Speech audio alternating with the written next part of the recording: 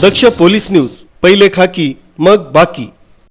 नाशिक शहर पथकातील पोलीस व महिला होमगार्ड यांचा सेवा कालावधी व कामगिरीनुसार निकष लावून पदोन्नती देण्यात आली।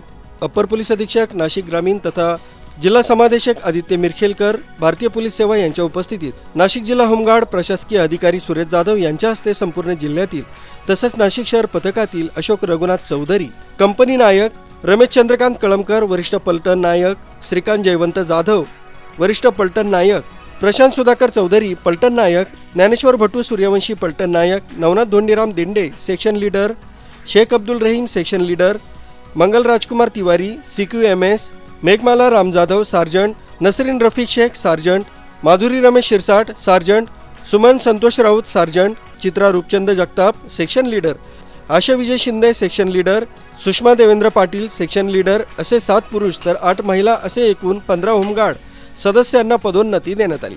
त्यांच्या पदोन्नतीमुळे पथकातील सर्वच पुरुष महिला सदस्यांनी त्यांच्यावर अभिनंदनाचा वर्षाव केला। या नवनियुक्त अधिकाऱ्यांना सर्व स्तरातून शुभेच्छा देण्यात आल्या। शिवाजी आडांगळे, अर्वाचीन महाराष्ट्र, नाशिक।